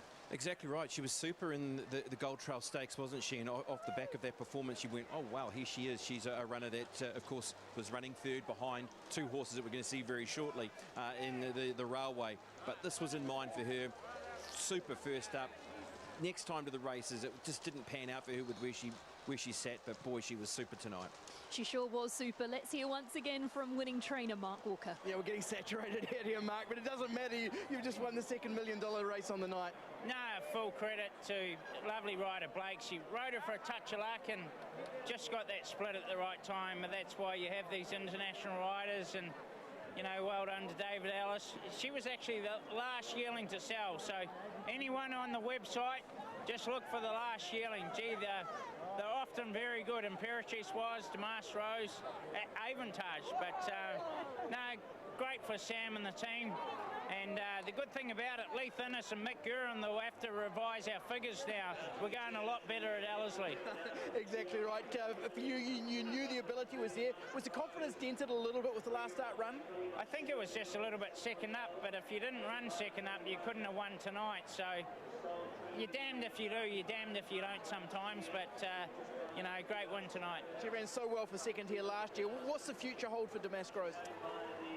We'll let the dust settle, but obviously she holds the slot, so she'll go straight into that race and probably have a gallop in between races somewhere. We'll work it out later on. Congratulations, Mark. Cheers. Huge result for Damascus. Well done to the winning syndicate who gets success in the TAB 3-year-old Karaka Millions. Something that no doubt will stay with them forever. Let's go back and watch the replay and see how it all unfolded and success here for Team Tiako. Damascus, of course, had the awkward wide draw and, as you said, was able to get into a lovely position. Talk us through how it unfolded when they jumped. Yeah, well, the whole sort of field began pretty well, and obviously Blake from the outside gate there, he sort of managed to just slowly get across and just put her in a perfect position. Like he got one off sort of just at the 1,300 metre mark. So great ride and certainly a great effort by Tiako tonight. Yeah, that was the winning of the race. It really was, because she was just in a more forward position. She was outside, you know, midfield, just really travelling perfectly. I guess Yaldi was always going to go back. What about dealt with? Let's probably go to dealt with now and how he's raced in this race. He was super on the quick backup. Obviously, he got tickled up a little bit in front there, even though on the eye he didn't look like he was going that hard. But halfway down the straight, he was very green. He still ran out, and he still held on for third. Still third, yeah. Tuxedo was a huge effort to getting into that second spot. Really nice performance by it. Yeah, really nice effort, and there could be someone waiting in a couple of these horses for a slot soon as well. You would think so. Look, Bourbon Proof travels up well and behind horses here. He ends up finishing into fourth position. Look, they were around the favoured runners. One of the favourites that didn't finish in the money was Pro Segur, who was back there with He's Lucid. Yeah, look, you see Blake just get out off the back of Bourbon Proof there, and she was full of running, and like I said, there was still a little bit left in the tank. Blake didn't really give her that gut buster that she needed either. We saw that turn of foot again from Damascus, didn't we? Because we saw that fresh, and we didn't see it second up, but she was able to really put them away comfortably. No, obviously it was just that sort of second up syndrome, and like we said earlier tonight, her section was still good on a slow tempo where she had to come right round them. That's right, yep, and look, Blake Shin, he's put in the hard yards because he's come here to ride track work and to ride trials for Team Tiako, and it's paying dividends, isn't it, with what we've seen with that ride there tonight. And he's one of those heavyweight riders too, so it's not easy to get down to that 55 kilos. So look, he rode her in the Karaka 2-year-old Millions race last year, and it's a plan that they've got super right tonight. Let's get you back to Aidan Rodley, because he's standing by with Cameron Roger. There's a few of our work colleagues involved in Damascus, and no doubt that was a huge thrill. Cam, just tell us about it. What does this mean to you? Oh, it means the world, mate, honestly. We love this game so much, and yeah, we got involved with this horse as a team when we first came into the market here, and we said we have to be involved somewhere, and yeah, it turned out to be this great filly. So, you know, we're all so happy, and we really enjoy this game down here, and this is a really good reward for us. The big thing is, you know, the significance of this occasion, of this race, to do it with this filly. How proud of her are you? So proud, mate. You know, she's such a lightly raced filly. She's shown so much promise, and look, we knew the last run the race was run not to suit her, and you know, there were a few doubters out there about her performance, but we really thought that she, you know, she could take the step up today, and hopefully on to the NZB Kiwi, and hopefully she can prove her worth in that company as well, because we really think she's a special filly. When you pick up that trophy, the very first word on it is TAB. To be involved with the race, not only as you know, the people backing it, but to be the owner, that must be another facet that you must be really proud of. Yeah, it's a great, I don't know, not exclamation point, but a great marker on, I guess, the time we've had down here. You know, we love we've loved our time in New Zealand so much, and the people we've met, and between DC and the team, and all the people at Waikato. We got into it because it was a 7-bill filly, and we had the connection with I Wish I Win, and it's a real family affair over there at Entain with the senior management team, and yeah, we're so thrilled, man. I'm a bit emotional, but it's so exciting for us. And we just spoke to Marky saying straight into the Kiwi, probably without another race. How exciting is that prospect? It's pretty exciting, mate. Look, I think the Kiwi's done everything we wanted it to. It's really spurred on the interest of the public. These announcements have been flying left, right, and centre, and it's created intrigue. And I think this is a fantastic race, but I think that race with time will become our greatest race. So I'm thrilled, and to be a part of it in any capacity is really exciting. Congratulations, Cam. Thanks, Aidan. Appreciate it. Cameron Roger from the Entain shares in the ownership of Damask Rose and gets a thrill on the track that he'll remember for a lifetime. Speaking of the NZB Kiwi, Thad Taylor will bring you in Damask Rose domination of the Karaka Million 3-year-old event. No doubt has affected that NZB Kiwi market. There's no doubt it has. Joint $6 favourite now, Damask Rose, Emily, with Checkmate, who they hold the call together. Look, they won't be disappointed with the run of Dealt With. $14 into $12 and Tuxedo split them. Currently sitting there around $14, but it's all about Damask Rose on the back of that. She put the doubters to bed well and truly. She wasn't a great result for the TAB, obviously, in that race, the Karaka Million 3-year-old, but there was very good money for Dealt With, and also Pro Segur late, so it was a bit of a break-even result around Damask Rose and that Karaka Million 3-year-old. She's a $6 joint favourite now for the NZB Kiwi. GP to me, how are they faring when it comes to tonight? Oh, they're having a lot of fun. They're certainly having a lot of fun. They're ramping up. They're not letting the rain dampen their enthusiasm. They haven't had a lot of luck thus far. They've got $100,000 to play with heading into the railway, the last race. So they've got a few things to think about heading into the last. They can still dig out VGP, but I'll tell you what, they're having a good time, I can tell you that. Well, speaking of the last, it's the Group 1 Railway, of course. Talk us through the market for it. Yeah, well, it's all about the 3-year-old fillies here, Emily, and it has been right from when we opened this market. Alabama Lass now into $2.50, so a really good push for the 3-year-old filly Alabama Lass into $2.50, but Captured by Love as well, into $6. So a push for Captured by Love. Both the fillies have shortened. That's meant the old war horses have lengthened a little bit, particularly Crescetti, who gets out to 7.5 off an opener of $5. Babylon Berlin holding steady, $8 out to $8.50, and Luberon hasn't budged, also sitting at $8. The stories are going to be about the fillies. The best bet clearly, and the way everyone seems to be getting out, is Alabama Lass into $2.50. I'll let you know what BGP do before we head into the last. We've got that all to look forward to. The last race of the evening is, of course, that Group 1 Railway. We're going to get to a break. Happy connections under the rain here at Ellerslie as we count down to our final race of a jam-packed evening.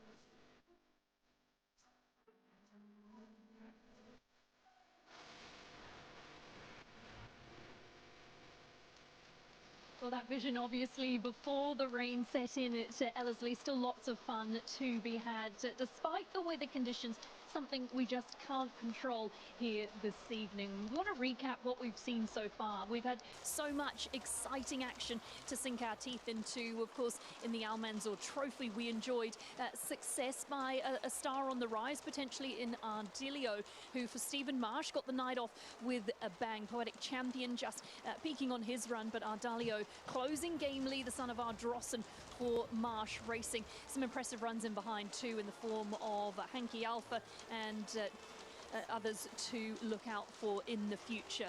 The next race that we enjoyed on the evening was, of course, the Aotearoa Classic. And in this one, Orchestral was the horse that really made her mark on the race. Orchestral coming out on top. She was a favourite too, wasn't she? And she duly delivered. She did. She was sort of won pretty easy in the end, and it was great to see her back. Obviously, she's got a liking for this LSE track, and we all know once she gets up to that 2,000 metre races, she's going to be a force in Sydney, or if they even hold off for a race like the Cox Plate or something like that. Yeah, just so good to see one of our best, and she was our best last season, and she was showing that here last season when she won a derby. Cool ride from Craig, got her into the clear at the right time, and she just breezed on by, and she just proved that she was the best in the race. She was terrific. Well, race number 3 was the Group 2 Westbury Classic. It was the one for the girls, and Chris Waller delivered a result approximately 20 years since his last win in New Zealand, and he achieved it with Conasana. Yeah, certainly Australian bred and Australian known, but it does sort of have a little bit of touch of New Zealand about it, with Rory Hutchison and Chris Waller bringing one back to New Zealand. So he's found the right race. It was a little bit of planning involved as well. So cool ride by Rory Hutchison as well. Yeah, great story around Conasana, and as you said, Leith, leading into this race day, they brought the right horse here to have a shot at a race like this, and we might just see a little bit more of her as well over the next few weeks and months in NZ. Race 4 and 5 were all about Team Te Akau. The 2-year-old event was taken out by La Dorada, Craig Williams, Mark Walker, Sam Burgess, and put itself right in the race. Certainly did. Good ride by Craig, where he sort of just ate on the rail, balanced up, waited and waited and waited, and full credit to Te Akau, 2 winners in a row, and wouldn't be surprised if Catch My Love comes out and wins the last. Yeah, it was a good ride from Craig, wasn't it? And that's what we expect from one of the best, and he delivered that here with La Dorada. She came into the race with a good run and looking like a horse that could be an improver. She showed that. She showed that improvement from her last state effort, and behind Too Sweet to go one better here today, and a couple of big runs there from a couple of outsiders in the race too. They've been Vega for Luck and also Miss Ziggy. And what about the 3-year-old contest? It was Team Te Akau's again, of course, and dealt with, got home and won. This one, though, all about La Dorada as Team Te Akau go back-to-back. Of course, a lovely win by La Dorada to get home so gamely in the closing stages. Yes, certainly a couple of big runs in the race as well. Miss Ziggy was really good late, and obviously Ben Foot's horse Vegas was super as well. I thought Landlock was pretty good as well out wide from a wide gate to be able to sort of be finishing on out wide as well. So it was a super effort from that runner.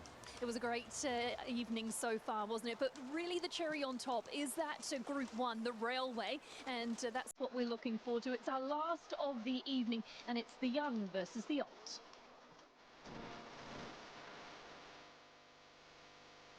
Ken Kelso's Alabama Lass is the fastest filly in the land. Whether she's ready to match it with New Zealand Sprinting's establishment is the question. The figures folks say yes, the race setup says yes, as do her odds. Alabama Lass is the one to beat. Well, she's fast, isn't she? Yeah, she's really quick. I mean, she pinged out the gates and she got there pretty easy. They sort of kicked up a little bit, but she's nipping both ends of the race, really. The other 3-year-old filly in the Railway is Captured by Love. She beat Alabama Lass in the Guineas over the mile and has shown the required zip, dash and class to be a real force here. A trial win, in addition of a set of shades, will have her fizzing. Crocetti was a weapon here last year, but hasn't hit those heights since. His track gallop at HQ last week had the pundits purring. He's drawn the ace, and with plenty of pace, look out, Peak Crocetti can win this. Babylon Berlin looked back to her brutal best in the Concorde, leading all the way in albeit favourable conditions, beating railway rivals in the process. A couple of impressive trials have her ready to rock and roll, and from barrier 2 she'll be hard to reel in. Obviously the railway is going to be our main target. Loves the summer months, you know, she seems to thrive. Sacred Satono was the best of the rest in Grail Seeker's Telegraph. There were pass marks in this class for Platinum Attack, Mercurial and Bonnie Lass, and head scratches at best for Luberon and Waitac, although we do know how good those two can be. It's as deep a railway as we've seen in recent times, packed with pace and power. It's the Flying Fillies taking on the old guard, the upstarts, versus the establishment. Certainly doesn't lack in quality, does the Group 1 Railway, our final race of the evening. Jane Ivel is standing by to talk us through those favourites. Obviously interested in Captured by Love, Alabama Lass, and of course Crocetti. How do they look? Yeah, look, it's been really quiet out the back here leading into our Group 1 feature. These horses are all really relaxed, particularly Crescetti. He's spent the majority of his time in his tie-up since he arrived on track. Look, there's no doubt the team have put the work into him coming into a race like this, a bit of time between races, but there's no doubt he's been kept up to the mark. He's been lovely and relaxed. He looks super in the coat, and I think the team are pretty positive with him going into the race. They wish the rain hadn't come down, but there's nothing any of us can do about that.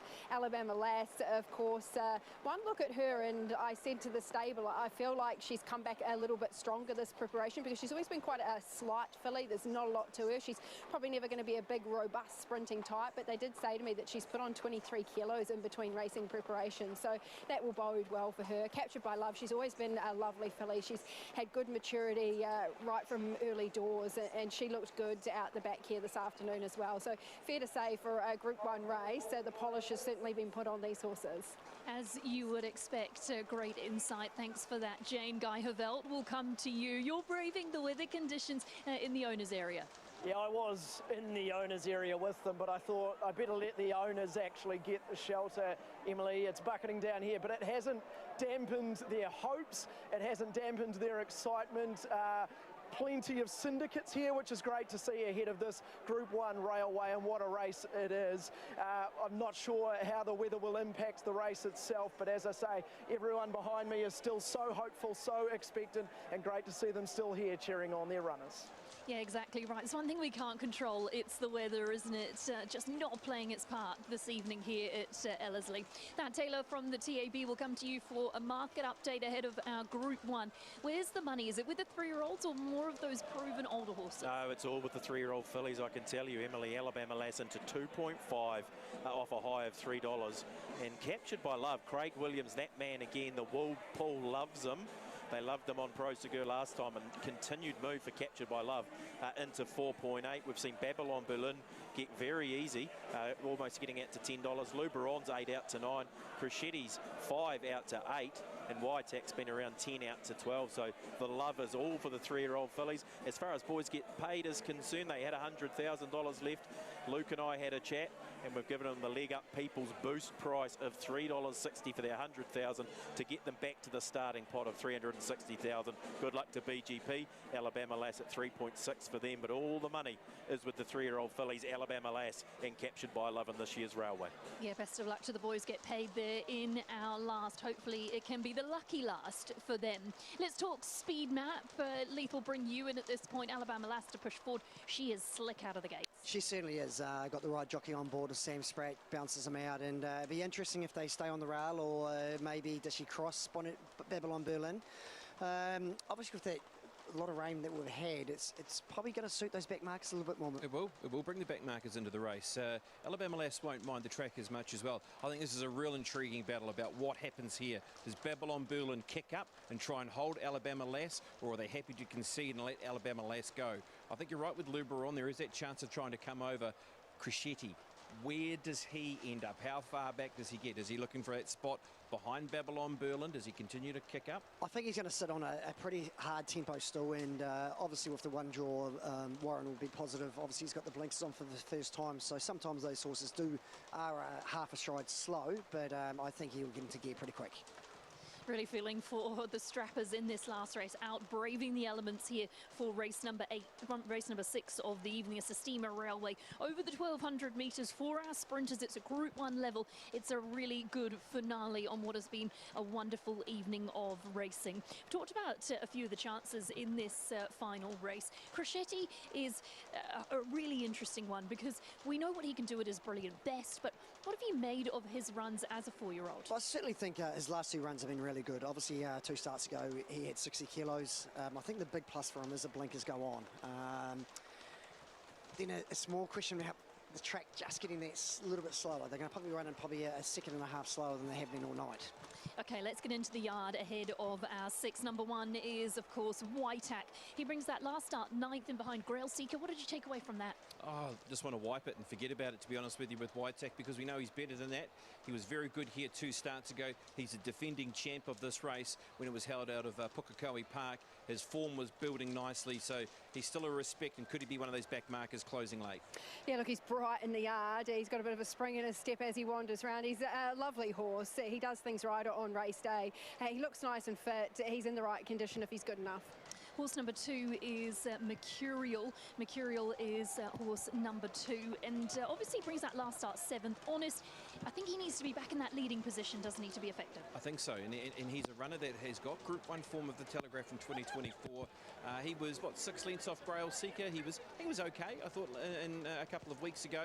He's got the draw where he can at least try and take a position just off that good pressure. He's got the right build, this horse, certainly, and we know that on the day he can make his presence felt. He looks like he's coping really well with his racing. It's a very similar parade to what we saw at Trentham. Number 3 is Crescetti, an inside draw. He maps really well when it comes to the speed. Look, his exhibition gallop here was outstanding, wasn't it? And that was the one where everyone said, okay, is he back? His runs haven't been that bad. I think we could be critical because he's such a good horse as a 3-year-old. He won a Group 1. He hasn't been too far off the mark. 49 days since his last run, and those blinkers going on. He's a very athletic sprinter, and as I said previously, having seen him out the back, there's no doubt the team have kept him up to the mark. I don't think his fitness can be a query despite some time between runs.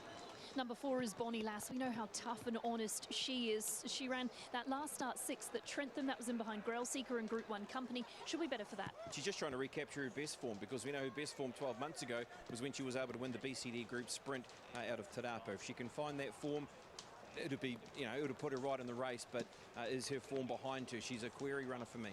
She looks super in the yard, this mare. You'd certainly elevate her off the way that she's paraded.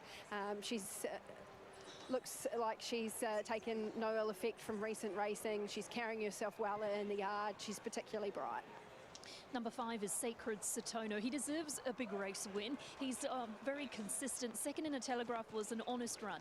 It was. Look, he's got 2 Group 1 placings to his name. The Telegraph, as you said, and also placed in a Tarzino over 1,400 metres. I feel as though he could be a good closer here with how the race sets up for him. He'll be one finishing late, and he's one over the odds that I do like. He's a good-looking end tie. There's no doubt about that. I know we speak about it often. He catches the eye in the yard. He's very masculine. He's very laid back in the way that he's handling himself for this afternoon. He's just dropped his head down, and he's been very content since he entered the yard. Number 6 is Master Fay. He's had the 1 start for the 1 win here, and it was on this day last year. That's right, and of course this will be one for the Hong Kong viewers that'll know. He had 2 starts for 2 wins in Hong Kong in 2021. He was devastating in the Concord when he won. 115 days since his last effort, with a couple of trials under his belt. Taylor Mitchell nearly pulled off an upset earlier in the night, and she's looking to do so here with Master Fay. I was very taken by him when he headed across to Australia and competed at Flemington. He's just such a lovely big horse. He's quite imposing. I think the team have done as much work as they possibly can at home. He'll take some nice natural improvement out of this run, but look, on looks, you couldn't discount him. Number 7 is Luberon. If you put a line through that last run, the form prior is really good, and back to Ellerslie's a plus. Outstanding form. Swainier Stakes, Counties Bowl winner this preparation. Look, did she just have a bad day at Trentham last time out? If that's the case and brings that form prior, she can be in it for Blake Shin. Yeah, she brings a bit of energy to race day, this mare. She's another one that seems to be coping with their racing preparation. No negatives from the yard. Number 8 is Platinum Attack, the son of Santos. Speed individual, 5 wins from the 11 starts, with a 5th in the Telegraph at a latest outing. Yeah, and a little bit of forgiveness won't be a bad thing for him as well. The 5th in the Telegraph, he wasn't that far off them. He was working home through the line, beaten just under 5 lengths. Yeah, another good parade. He's a horse that I've got a little bit of a soft spot to as well. He's quite a big type of sprinter. He covers the ground really nicely. I thought his manners have been spot on in the yard today. Number 9 is Babylon Berlin. We talk about horses deserving big wins. She is a mare that would deserve a Group 1. She has a really nice draw for her, which is a plus. Yeah, she's a speed demon. Concord winner beating Waitak, Crescetti, Sacred Satono last time out. And a little bit of forgiveness underfoot won't be a problem for her either. Gee, she's a strong mare. She's really well built. She's got really good muscle to her frame. physically she gives all the indications of a top-line sprinter. She's another one that manners have been really good since she wandered into the yard. The 10 scratch, the 11 is Captured by Love, who was at a last start a winner of a 1,000 guineas at Riccarton, had a spell and potentially could have improved off that a top chance. That's right, an exhibition gallop recently, which was with Alabama Lass, then a very good trial. 70 days in between since that Group 1 performance in the 1,000 guineas. Look out for her late. Yeah, great parade from her. She actually looks better wandering around the mounting yard than what she did standing in the tie-ups. She's a filly that's got a bit of size about her. She's certainly got some strength. She doesn't look out of place against some of these older mares. Looks terrific in the coat and certainly looks forward enough to my eye in the yard. No knocking her at all. Number 12 is Alabama Lass. Impeccable form line, 6 starts, 4 victories. She comes off a placing in that 1,000 guineas in behind Captured by Love. Back to the 1,200 metres is ideal. Yeah, when she last ran over 1,200 metres, she produced an incredible speed figure with what she did in the Gold Trail Stakes, beating Captured by Love and Damas Rose. She gets back to that 1,200 metres here today. She also won in soft ground around Taupo, 70 days since we've last seen her when placed in the 1,000 guineas. Really pleased to have seen the development that she's made in between racing preparations. I think it really does bode well for her. She's again handled herself well in the yard. The team take precautions, but she's certainly holding herself together nicely. I think she's come back in terrific order. I certainly love what these 2 3-year-old fillies add to the Group 1 SISTEMA Railway. Alabama Lass in particular, she is just so speedy. We've seen Alabama Lass and Captured by Love go head-to-head at this distance, and Alabama Lass did have the measure. Yeah, I just have a slight question mark on both of them on this sort of track that's not quite as firm as it was 2 races ago. So obviously it's free draining here at Ellerslie, but both are 52.5. There's not much between them. Let's go to you, Jane Ivel. Who was your pick of the yard here in the last? I thought it was the 2 3-year-old fillies that really took my eye. Captured by Love particularly. She looked terrific once she came out of the tie-ups and started moving around. She certainly looks forward enough for this. I think she can really make her presence felt. In saying that, Alabama Lass, I think she's come back better this preparation. There's not much between them, but I'm with the 3-year-old fillies here. Could Tiakau make it a Karaka Million 2-year-old, a Karaka Million 3-year-old and a Group 1 Railway? They have a big chance in the 11 Captured by Love. Outside of those 2 3-year-olds, where do we want to look for the older horses? Is it with Crescetti, or is there value to be found elsewhere? Look, he's going to be a lot fitter. His coat looks a lot better. Blinkers are going to sharpen him up. Luberon was, look, just put a line for her last race where she had a heart fib and things didn't go to plan. So, yeah, it's a bit of a headache for me this last. I quite like Sacred Satono. I think away from the top 2, I've gone for Alabama Lass, but I think Sacred Satono is the one at a bigger price that I certainly would have entertained having something on. I thought his run in a race like a Tarzino, and then he backed it up with what he did in the Telegraph recently. He should map in a good spot, and if we're talking about any closers, he just might be one of those horses coming off the speed where he could be finishing hard late. Thad Taylor will come to you. What's the story of the market here in the last? This move continues for Captured by Love, Emily, into $3.70 now. We opened at 8.5 around Captured by Love. Craig Williams, Tiakau, 3 in a row. It all sort of makes a little bit of sense around Captured by Love, but in saying that, Alabama Lass remains rock solid. Did get as short as 250, just back out to 280 with all the money for Captured by Love. And of the older horses, Waitak's been $10 out to $20, Crescetti 5 out to $7.50. Babylon Berlin's been 8 out to 11. The only horse that seems to be holding its ground here is Luberon, steadied around 750 and back into 750 off a high of 850. If you're looking for a real roughie, Platinum Attack may be the one for you. We have seen some money for it at long odds, but best backed and worst way in the BGP are on Alabama Lass with their last 100,000, but the move of late certainly looks to be the 11 Captured by Love. Aidan Rodley will come to you. You're standing by with Alabama Lass's trainer, Ken Kelso. And Ken, Jane just giving us a really nice push about how she's paraded today. Are you happy? Yeah, I'm happy with her. Aidan, this rain could be, it's sort of steered in now, so it's probably she cope with it at Riccarton, but just fingers crossed. Does it have any effect, do you think, on that track? Oh, I think so, the way they're racing off the rail, I think it is. They said it was quite sort of, the boys were coming back pretty splattered after the first, so they obviously put a lot of water on it. Yeah. Are you happy with the way that she's presented for today and the way she's prepared for this one, Ken? Yeah, no, very happy. She's done everything right. She's right as a button, so, it's up to her now and Sam. But, no, it's be what it be with this weather, but bloody near headlights on by the look of it. But no, we're very happy going into the race. Best of luck, Ken. Really, thanks, Aidan. Ken Kelso, he does get pretty nervous before these big races, and no doubt is feeling the pressure with Alabama Lass. He doesn't need to be nervous because he is a master trainer. The horses are always prepared to absolute perfection, and no doubt that's no different when it comes to the number 12 Alabama Lass here in our last. Are they up to it, the 3-year-olds? Can they take on these older sprinters? They certainly are. It's a really, really good field. I just think Crocetti from barrier 1, if he can jump out and hold a spot, I think he's the one that I want to be on.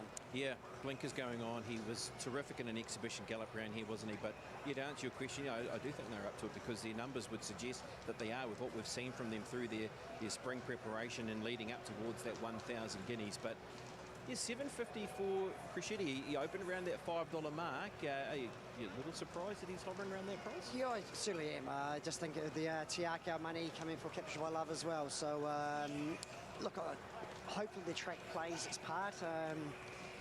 Yes, we've had heavy rain for the last hour and a half, though. Brittany Taylor will come to you behind the barriers. You're doing a stellar job. One race to go and then you can get into some dry clothes, I promise. Oh, thank you, Emma. I am really looking forward to getting into something dry. That rain was a bit relentless in the previous and it still falls steadily now. I really like these 3-year-olds down the bottom of the weights in this event. Of the others, Lubron, I know, got really worked up pre-race behind the barriers last start.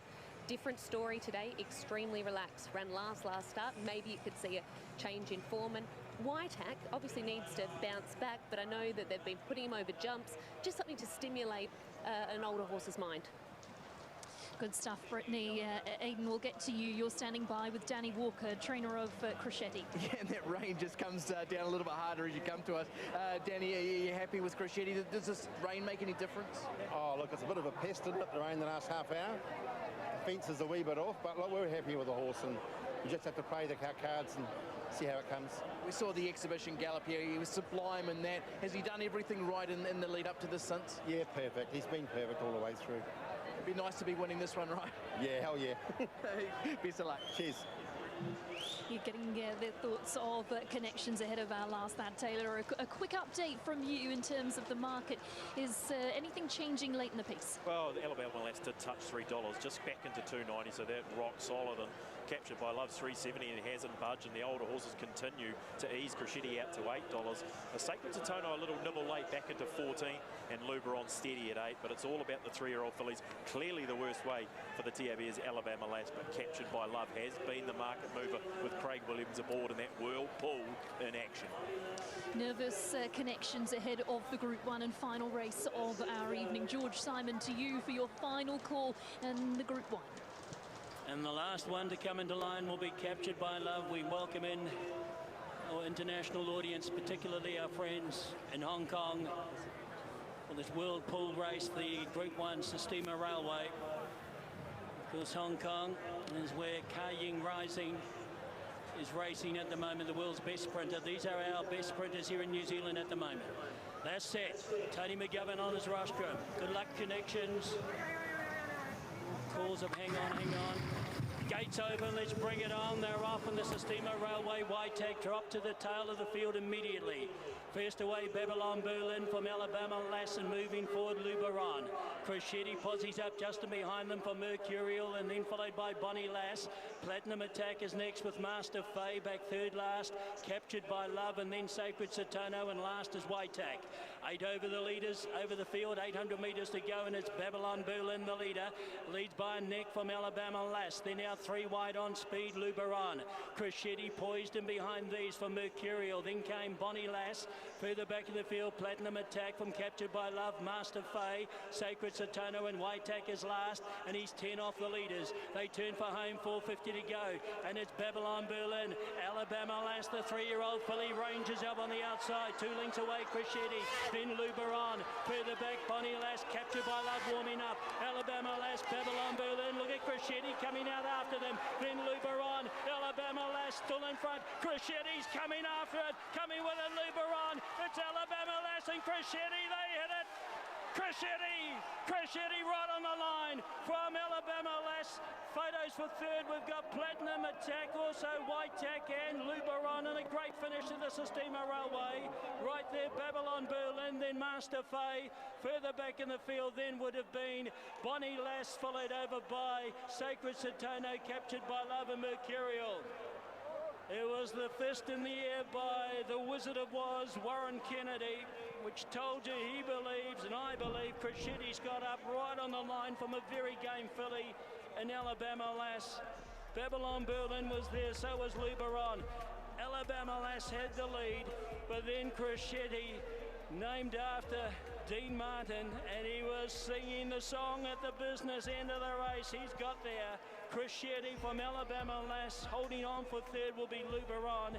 And then we've got Babylon Berlin, Platinum Attack and White Tack.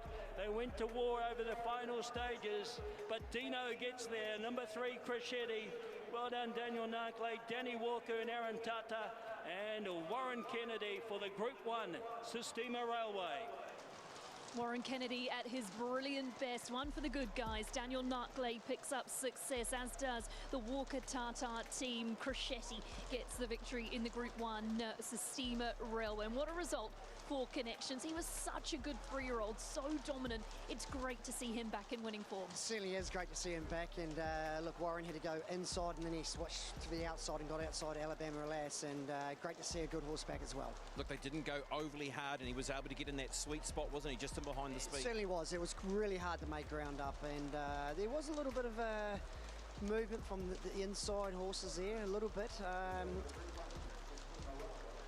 Yeah, just, I don't know, the connections of Luberon may have a look at the film, but look, it was a really good race. Babylon Berlin's held on for fourth as well.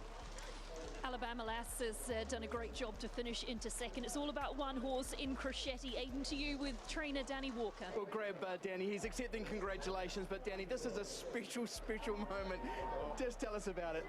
Oh, unbelievable. Like I thought he was battling at the 200. He was grabbing the ground like he does when it's a wee bit wet, but he just tried and stuck his neck out. Absolutely fantastic. You told us after the exhibition gallop it's going to take some horse to beat him. Yeah. You knew he was cherry ripe for this. How much confidence did you come here with? Lots. I mean, I was so confident, not taking anything. I'm going to go for the winner at Trentham. I was so confident of winning the Telegraph. Friday night I went to bed happy. Saturday morning I woke up like this and disaster. But he come back and he's just... I've had the luxury this week of backing off him. He's just done so well and he's just a super horse. Were you happy with the race, the way the race was panning out for him? Yeah, we were a wee bit worried because the fence is off a little bit, so he got away from that and just got that lovely track into the race.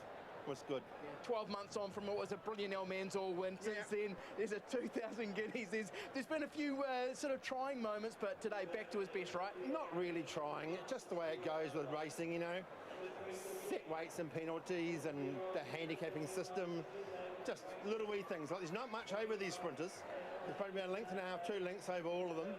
And it's a very good bunch of sprinters, so we're very lucky to get away with it. You talk about horses that are trained to the minute. You wouldn't want to spend half an hour later, right? Hell no. Hell no. The rain's a pest. Yeah, but for you, Danny, just tell us how special this is personally. Very special for me and Aaron and all the staff and everyone connected to the stable. Really, really good. It's a big thrill. Congratulations. Cheers, mate. Thank you. Yeah, huge thrill. You can hear what it means to Danny Walker and training partner Aaron Tata, and of course for Warren Kennedy, another Group 1 victory. The thing about Crescetti is how hard he tries, and you could see that in the closing stages. He wants to win, doesn't he? He does. When it gets tight in a tight finish, he has a knack of just getting his head down. We saw that at Ruakaka when he had that really hard fresh up run. So good to see him back, and obviously the blinkers has just improved him a little bit as well. It has. Boy, he really dug in that last couple of 100 metres. Let's have a look at a key part of the race here. With where he's sitting in the trail, he's sitting sweetly here. Babylon Berlin was keen to sit there, and also Sam Spratt was more than happy to sit outside leader Luberon 3 wide. Yeah, certainly the first 4 around the bend of the first 4 home as well. So it just showed you they didn't go overly hard in the race. And look, he just dipped a couple of times. You saw him just before the vision there. And look, Warren was sort of forced to come to the inside, and he probably wasn't really travelling that well. He wasn't really helping him out. And obviously he's managed to somehow just get outside Alabama Lass, and look, he's knuckled down the best late. Yeah, that's right. It's great vision there, actually, of what you've just spoken about with where Warren Kennedy was thinking initially and then getting that split between Alabama Lass and, of course, Luberon, who he knows oh so well, is also winning this preparation. But, boy, he really put in that last couple of hundred, and that's great scenes, really great scenes. I thought Alabama Lass, despite her defeat, she was very game in defeat to run into second position today as well. Yes, she sure was. Let's get to you, Aidan, with winning jockey Warren Kennedy. Warren, we've just spoken to Danny. The emotion is apparent. What does it mean winning this race for him today? It's absolutely, it means the world. You know, everyone knows that Daniel was instrumental in getting me here. Christian and I've got a fantastic bond. You know, his prep this time in hasn't been the best. You know, he just hasn't stepped up. And last time I rode him, I just said to Danny, I said, look, he's sort of getting there really too easy, and he's just getting cruisy on me. He's lifting his head up. He's not really attacking the line. Let's try a pair of blinkers. And I mean, you saw the gallop. I couldn't not hold him in that gallop. And today, with a good speed on, I was able to just sit off behind him. And geez, boy, did he attack that line. He wanted to win. The old Crescent is back for sure. Yeah, that was a really encouraging part. When you went out there with this rain happening and the barrier draw, were there concerns? Yeah, absolutely. You know, it was raining the last two races. I thought, oh, we don't want more of this. And it just seemed that the inside running rail wasn't running quite as well as the rest of the track. So being drawn one on a horse that likes a good track, I was like, oh, this shouldn't be happening to me now. But look, I played it pretty well. We jumped, I got him off the fence straight away, and I just tracked him through. It looked like everyone started to come off the rail, so I had a lovely run through. The splits happened when I needed to, but I'm just happy that he attacked the line the way he did. It just proves that he is back and he's got that will to win again. That was the thing, wasn't it? Just how willing he was to take the gap. It seemed to be there was a little bit of movement up the straight. Were you sort of aware of horses moving you around? Yeah, absolutely. You know, Alabama Lass hasn't been great on this course around the corner. She's always run out a little bit.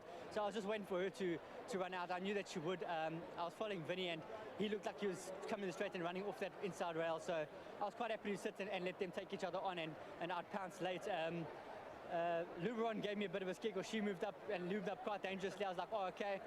But geez, he wanted to win, and yeah, he really fought for it, and he deserved it. Another Group 1 in New Zealand. Congratulations, Warren. Thank you very much. Cheers. So great to have Warren on New Zealand shores. Such a great addition to the jockey ranks, and it's never a meeting goes by that he doesn't post a winner, and he gets a well-deserved Group 1 victory, now last on the card at the Karaka Million this evening. Great 6 races highlighted by that Group 1. Let's get back to you, Aidan. You're standing by with winning owner Daniel Narkley. Daniel, you've just won the railway in driving rain, the last on Karaka Million Eyes, of course, a club you've had so much to do with. What does this one mean to you? Oh, it means a lot.